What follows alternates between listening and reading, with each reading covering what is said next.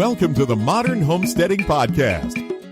We have allowed ourselves to become so disconnected and ignorant about something that is as intimate as the food that we eat. Be prepared to grow your own for victory.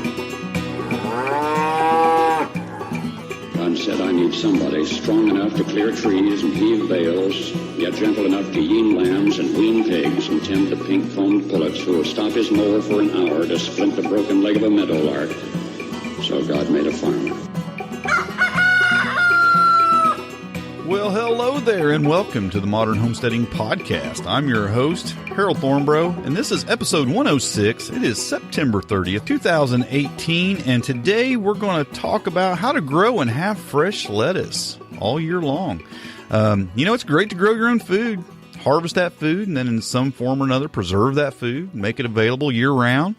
What is even better, though, is having something fresh from the garden that you can eat year-round. On this podcast episode, I'm going to answer a listener question about how I grow lettuce for fresh salads year-round in a four-season climate. I guess it's something that I've neglected to, I've mentioned a few times, but I've neglected to actually explain how I do it. So we're going to talk about that today. First, a few homestead updates. This is the time of the year when I start winding down the gardening a bit.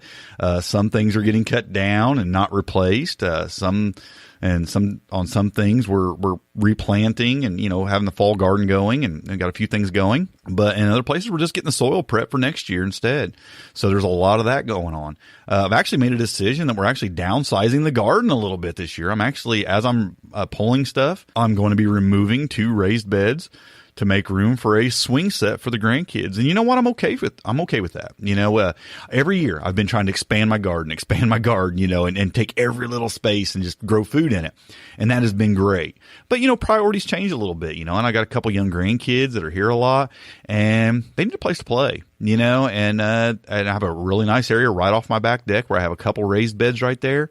I'm just going to, cut down that gardening area and about half right there. And there's plenty of other places in this yard we're growing food, and I'm okay with doing away with a couple raised beds for the grandkids. But that's sometimes you just have to do that and kind of reevaluate your priorities. And we will definitely grow a little less food next year. But you know what? That's okay. We're going to have a place for the grandkids to play. So that's something that's been a big decision for me. And when you're limited on space, so those are the kind of decisions you have to make. And, we'll try to utilize the space around that and in that as much as we can for growing food. But in the end, the kids got to have a place to play. So, also, I just had a really bad experience with one of my rabbits. And it's an experience I've had before in the past, not with this particular doe, but I had a doe who was going into labor. And I noticed that she hadn't made a nest yet. And I thought, well, maybe she will just wait till the last minute. So I kind of kept a close eye on her, and she didn't never make a nest. She started dropping kits on the cage floor, and I had a nest box in there, and she just would not make a nest. So I pulled some fur. I made a nest for her. I put the babies in the nest, and in about a day and a half, they were all dead because she wasn't feeding them. She just wouldn't take care of them. And, she's a rabbit that's had a couple litters before. She knows what to do. It didn't catch her by surprise. I don't know what's going on with her. But she wouldn't take care of them. And so, I guess I mentioned that because it's a sad event. I hated it. It upset me, and all. But I mentioned that because I don't want people to think that things like that don't happen here. I deal with the same thing that other homesteaders deal with, and not everything is perfect and rosy, and not everything works out great like you plan it. And sometimes things like that happen, and you want to yell. You want to stop doing it sometimes because of stuff like that. It makes you upset. But the reality is that's just the way things go sometimes, and that was several rabbits that we won't have now, and it's starting over and breeding her again. And when you don't keep a lot of breeding stock, that's another 30 days, of before she has another litter of kits, and at least. And I haven't even bred her yet. I'm actually debating on whether to or not. I don't know. But those are the kind of things you have to deal with sometimes. And it's not all, sunshine and rainbows. Sometimes there's bad stuff that happens and you have to deal with it. So I just wanted to throw that out there, and it's something we're dealing with. I had to deal with here in the last week. Also been wishing for some cooler temps because I'm dying to go squirrel hunting. I'm wanting to get out there, but I don't want to go when it's, even 80, 75, 80 degrees because the mosquitoes are bad and it's just not pleasant. As the leaves really start turning and start falling off the trees, they get a little easier to hunt. And, and you don't have to worry about mosquitoes and things like that as the temperatures turn cooler. And as much as I'm not ready for winter to hurry up and get here, I'm ready for some cooler temperatures, cause I'm dying to hit the woods and do a little squirrel hunting and put a little meat in the freezer and just have a little fun. So those just some things that are going on here, my homestead updates. And I'm sure that you got plenty going on this time of the year for you. I mean, we're still doing preserving some stuff, and I'm about sick of doing anything with tomatoes, even though I'm still getting a lot of them. We did finally get our last batch of cucumbers, and I say last batch, there might have been more come on, but I went ahead and yanked the plants because I've had too many of them. I tell you, I'm just tired of cucumbers too. And we're still getting lots of tomatoes, and I've actually been giving us quite a few tomatoes away just because I'm kind of sick of doing things with those. Even though, in late winter, early spring, I'll be wishing that we had some probably because we'll probably run out of products here and there of different kinds of things we've been making. But at the end, I'm still like, I'm tired of it. But we're still getting some, so we're still doing a little bit of canning and things like that. So that's what's going on around our homestead, and I'm sure it's a busy time of the year for you as well. Let's just get on with our main topic today, which is how to have fresh lettuce all year. While it's possible to grow most things indoors and have it fresh all year, the cost of doing so can be pretty high. Setting up in indoor growing rooms and with climate control and grow lights can be expensive. So I found for me that most things are best to grow seasonally and then preserve the harvest. But, there's that one thing that I like to have available year round, and that's to eat fresh lettuce from my garden. It's something it's easy to grow.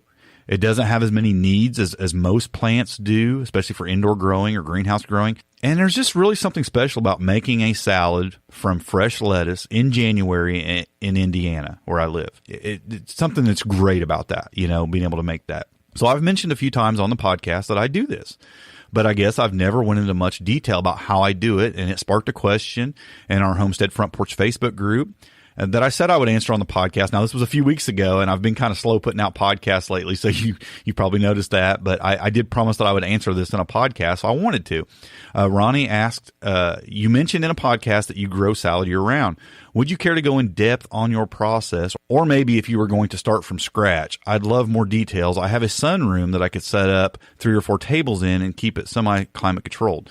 Now, I'll answer his question, and I do this different now than I did in the beginning. So I want to talk about a few ways to do this.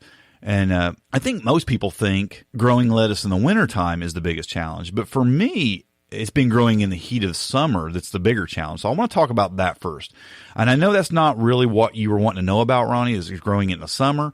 But I'm going to talk about growing it year-round, just to talk about a little bit more stuff here. Because I find that, like I said, summer is the bigger challenge. Unless you're growing indoors and you have climate-controlled area, which it sounds like you're trying to set up, if you're growing lettuce outside, summertime is definitely going to be your bigger challenge, I think. I do this mostly by using microclimates. The fact is, lettuce does not like hot weather. And there are more heat tolerant varieties than others, but lettuce still needs the coolest climate you can provide for it in the heat of summer for it to thrive. Many gardeners have experienced planting lettuce, getting us excited as it quickly sprouts, because in the heat of summer it'll pop up really fast.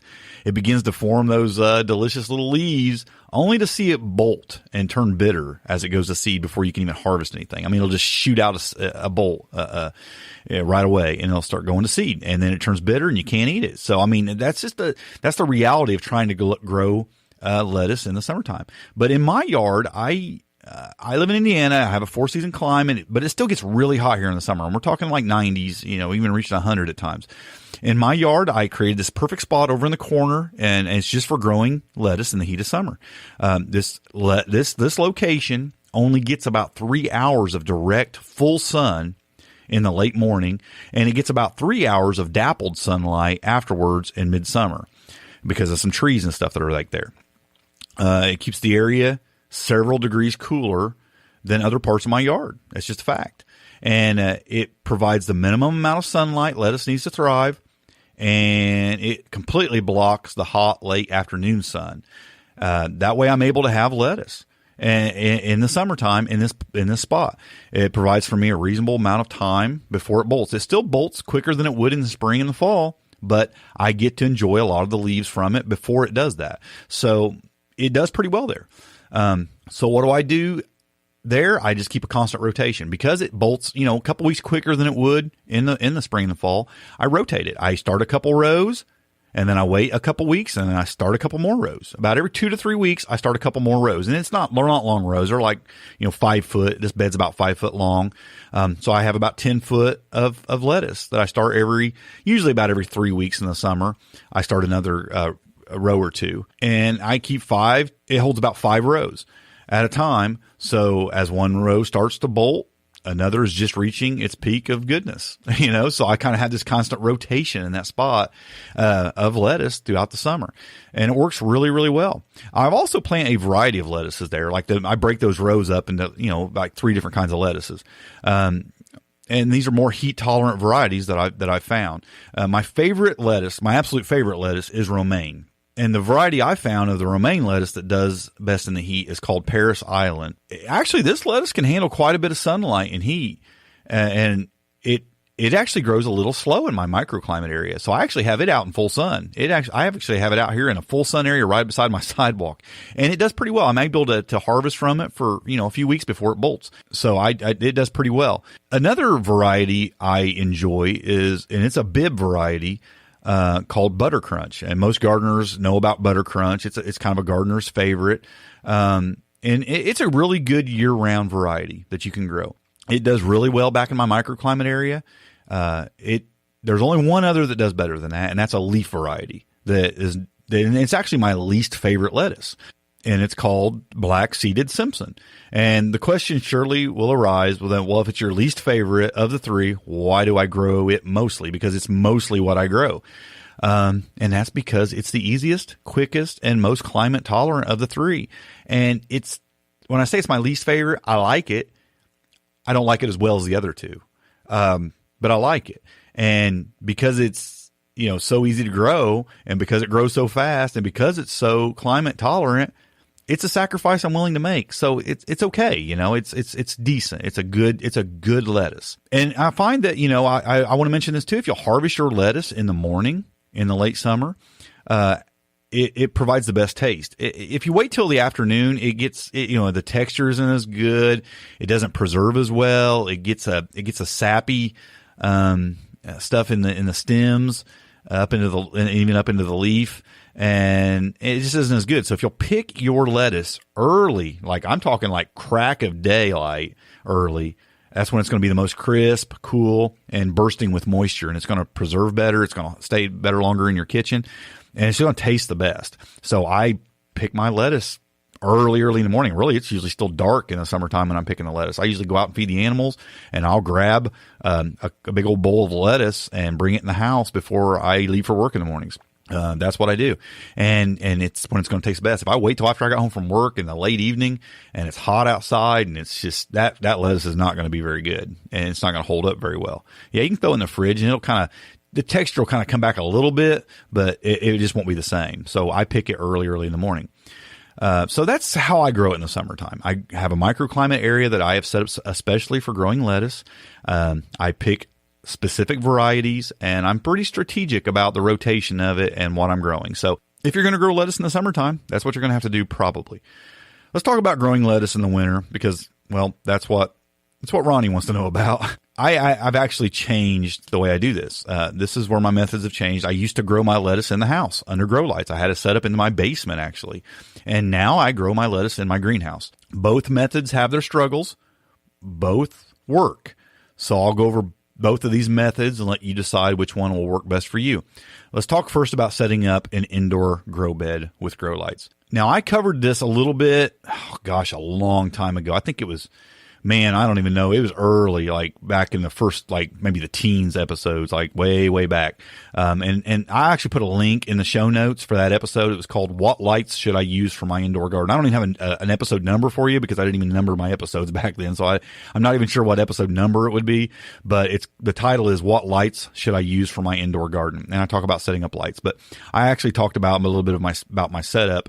I kind of hardly don't even remember the entire setup. I'd have to almost go back and listen to the podcast to get the full layout on that, how I had it set up, because I haven't done that for 3 years now. So first you want to build your beds. Lettuce don't require deep soil for the roots. So I use 2x4 beds in the house. I had these 2x4s that I just, I had a plastic bottom or a liner bottom. It was actually like pond liner bottom with drainage. And I used 2x4s around the base, and I just kind of set it right on these racks. So the bottom of it was on the rack, and I had that set up there, and it had some drain holes, and I had them over the top of each other, so it worked pretty well.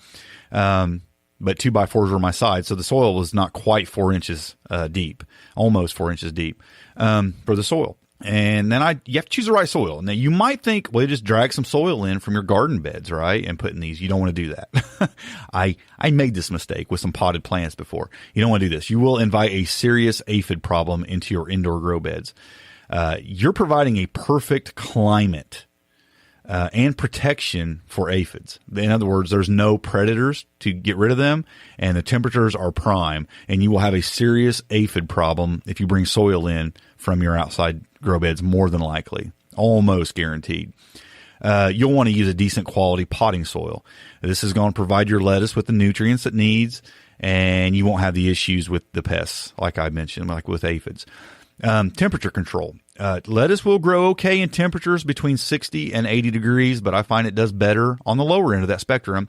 65 to 70 does really, really well. Keeping your soil temps around that temperature will give you the best, fastest growing, best tasting lettuce for an indoor lettuce growing bed. Lighting options. If you want to use fluorescent bulbs for your indoor grow beds, listen to that episode I mentioned. What lights should I use for my indoor garden? However, when I did that podcast episode about 3 years ago, LED grow lights were still really expensive. And I didn't think at the time that they were the best option because of their price. Since then, these lights have become much more affordable, and they're extremely efficient, and really they're better in nearly every way. You can still set up an indoor garden bed with fluorescent lights. It will work just fine. But I would probably go with the LED way now. And I'll in the recommendations here in a few minutes, I'll mention the ones I will recommend, not because I own them, though. I want to make that clear, but it's somebody I know that owns them, and they highly recommend them. So I will recommend those grow lights. I'll do that in the resources here in a few minutes. But that's what you need to do. You're going to have grow lights. You're going to have temperature control, and you're going to have the right soil. You're going to have decent sized beds for what you need. That's what you got to do. That's all it takes. I mean, it's really simple. As far as setting up the lights and all that stuff, go back and listen to that episode on indoor growing, using lights in your indoor garden. I talk about the distance of the lights. I talk about all that kind of stuff. But it's really not, it's not rocket science. I mean, it's really pretty easy. You can grow lettuce. Now, if you don't have enough light, or if you don't, or if you keep the lights too far away, your lettuce will get leggy and it will not produce right. It will have a lot of stem and very small leaves, and it won't do well. So you want to follow the recommendations on LED grow lights and fluorescent lights as far as where to keep them off the plant and how close to the plant and all that kind of stuff. And to have your best success for growing lettuce. But lettuce requires less than most plants. I find it grows really easy under a grow light, back when I used to do it. But now what I do is I grow in a greenhouse, which I think might be a little more applicable to what you're wanting to do, because you say you have a sunroom. Now, when you say you have a sunroom, if you're just talking about a room with a bunch of windows, if they're south facing, if the plants are getting at least 3 hours of direct sunlight, which I mean it has direct access to the sun. The sun is shining directly. I don't mean the room is just well lit. I mean the sun has to be shining directly on those plants for at least 3 hours. I mean, that's my experience. That's what I find. And then there has to be a lot of light in the room, even for several more hours, for them plants to do well enough. If you're just sticking them in a south-facing windowsill, they're probably not going to get enough sunlight to do well. I mean, you might get some edible plants, but they're going to probably be a little leggy, but they'll be edible and whatnot. But you got to have a good direct sunlight on those plants for a few hours. Full sun. My greenhouse is set up in the full sun. In the winter, the days are obviously much shorter, so you have to provide your plants with a maximum amount of direct sunlight so they can grow well. Again, this is where I think most people fail. They think they have enough light in a room, and they just don't. The same soil applies. You don't want to use soil from the garden in a greenhouse. You want to use potting soil, same as the indoor growing. A good potting soil mix. It's going to minimize pests, especially the aphids and whatnot. Temperature control. Again, this is the same as growing in your house. Only this is where the challenge is more so. Greenhouse provides you with the more light, so you don't have the light issues, but now you're going to have the heat issues depending on where you live. For me, that's the big issue. You're going to have a lot higher fluctuation in temperatures and going to be able to take a lot more of a heat source to keep it heated and regulated. To keep your soil around the ideal growing temps, you're going to have to heat the greenhouse and or the soil. My greenhouse isn't very large. It's a 6x8. So I'm able to heat it with a temperature controlled electric heater. But I also put electric seedling heat mats under the beds. I have some trays that I've built on the beds there, and I lay them right over on my shelves, and I put heat mats under those, and it keeps the soil temperature up, which helps of course the seeds germinate and gets those things growing. It does add an electric bill. This was the dilemma I faced last year. I have grown lettuce every year for the last 5 years, except for this last winter. This last winter I did not, because I was debating in my mind, should I grow it? Should I have that extra electric bill? And I'd already tore down my indoor growing system, so I wasn't looking at that. It was in the greenhouse. And the year before that, I had the greenhouse, and there was a little bit of electric bill. I had to heat that greenhouse year round. And then I had to debate, is it going to be worth it just to have a lettuce? Well, I really missed having lettuce last year. Really missed it. This year, I will grow it all year round. And I'll pay the heat. I'll pay the electric bill, the extra electric bill, to have my lettuce year round. And it's like, well, is it cheaper than going to the store and buying it? Probably not. But it's fresh garden lettuce from my garden, that I've grown myself. And you know what? I get to go out and hang out in a nice warm greenhouse and enjoy the sun and pick some plants and do some gardening. And you can't put a price tag on that, in my opinion. So, I will pay the electric bill to have that heated greenhouse and those seed mats and have some lettuce and be able to do a little bit of gardening in the wintertime. Absolutely, I will. So, yeah. And I think for your sunroom, that's what you're going to be looking at. You're obviously a sunroom, if you're getting enough sunlight in there, setting up the beds and you're already heating your house. So it may not be something that's going to be a problem for you. If you have an ideal sunroom that's getting plenty of sunlight on a south-facing side, it's getting at least 3 hours of direct and several hours more of indirect sunlight into that room, lighting that room up, you're probably not going to have any problem growing things in there. Get your beds close to those windows and just do everything you need to do. Again, those varieties might help you grow. Especially the Bibb lettuce and the Simpson lettuce will probably do really well. I found that the black seeded Simpson done really, really well in the house. Really well. It's a leaf lettuce. Like I said, it's my least favorite of those three I mentioned, but it done really, really well. Grew really fast and did really good. So that's what you're looking at. It's not complicated. It really isn't. Now, as far as let's talk about the grow light. The one that I am recommending, because I've heard it recommended so much because of its price and its durability, and it's very low priced, and it's the Kingbo 45-watt LED grow light. I will put a link to it in the show notes. To be clear, I do not own this grow light, but it's the one I've heard other folks recommend as the best bang for the buck. So check it out, Kingbo 45-watt LED grow light. I'll put an Amazon link in the show notes for that. Also, a book I want to mention. It's by Elliot Coleman. It's called The 4-Season Harvest: Organic Vegetables from Your Home Garden All Year Long. And he's in a very cold climate, growing year round. So check out his book. I also want to recommend a product that I actually recommended I do a recommended item of the week most weeks on the blog posts at the website. And this was a 5-quart salad spinner that I recommended. So I'll have a link for that in the show notes also. Man, if you're eating a lot of salad like I do year round, you want a salad spinner. I used to not have one, and you're eating this soggy, wet lettuce all the time. You're washing it, and then you can't get it dry enough. You'll spread it out on a paper towel, and it's still moist. You put it in a salad spinner, give that thing a few cranks, and you got nice, dry, tasty lettuce. And I'm telling you, I love my salad spinner. Actually, I didn't even buy it. My daughter got it for me for a Christmas gift one year, and I love this thing. I love it. So check out this salad spinner that I'm recommending in the show notes as well. So those are my recommendations for you. That's what I have to say about growing lettuce indoors or in a greenhouse year round. The bigger challenge is the summer. It's really not that big of a deal to grow it in the winter if you have the right setup. And I didn't have any trouble growing it in my house, and I didn't have any trouble growing it in the greenhouse. I prefer growing it in the greenhouse because I like being outside and getting out there. I don't like having to go down in my basement to pick lettuce. So, that I just like going out in the greenhouse and setting out and having like a garden around me. It's just pretty pleasant. So, but yeah, you set your stuff up. You ought to have a nice setup there. Some news article I want to talk about this week. I don't normally do this anymore, but I thought this was great. It's actually a podcast as well, but they have a blog post about it, and it's from marketplace.org, and it was called Homesteading in a Digital Age. And I'll have a link to it in the show notes. And this was a story from Oakland, California, about a lady named Stephanie Good who has no yard. She runs a small homestead on her roof. And she says, while it's not a money-making operation, her farm provides about 1/10 of her monthly groceries. Now, why did a topic like this end up on a show like Marketplace? And I think it's because they recognize that living this lifestyle has an effect on your own personal economy.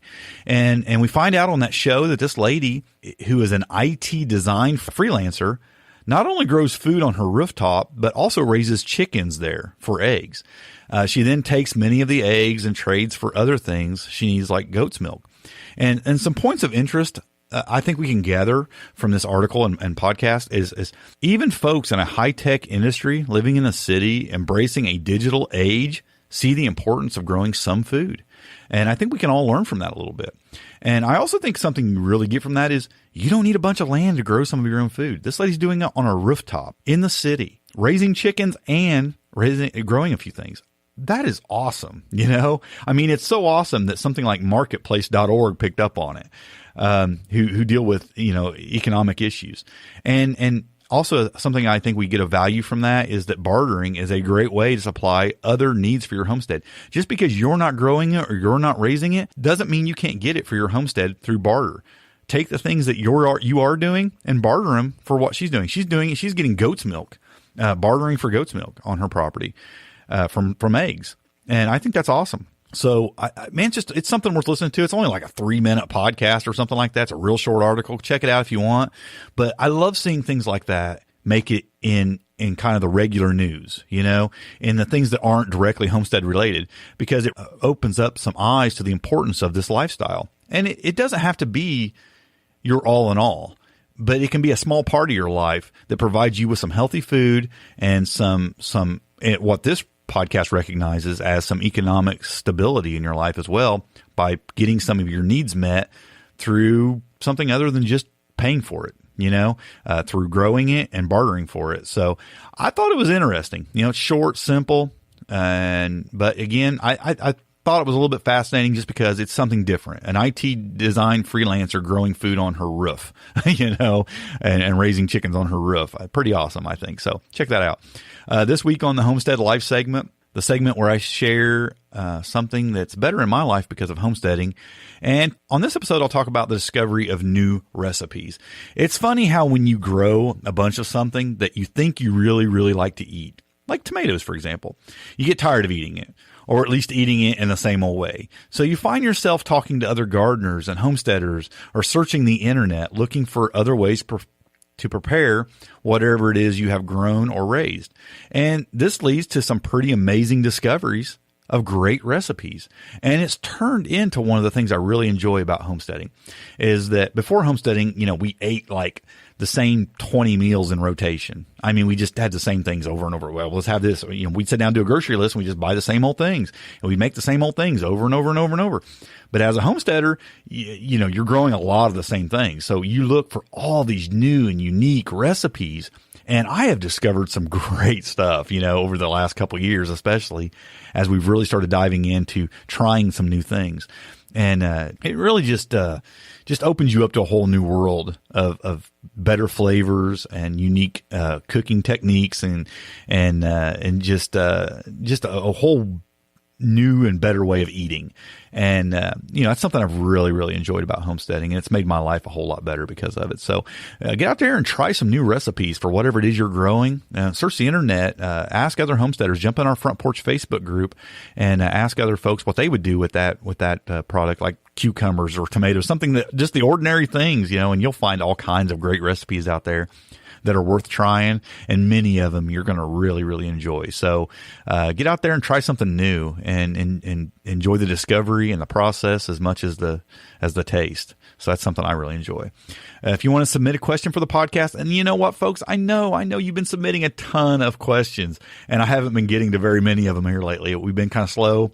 I've been really busy, and I'll be honest with you, I wasn't feeling very well, and my blood pressure started coming up, and I started having some health issues actually, because I haven't been sleeping hardly at all. I've been sleeping like 3 or 4 hours a night, and I've been getting up really early in the morning. I've been doing podcasts. I'm trying to find a new time to do podcasts because I need more sleep, and I've been trying to kind of cut back on podcasts and blog posts, and I don't want to do that, but I feel like my health is kind of deteriorating a little bit because of it.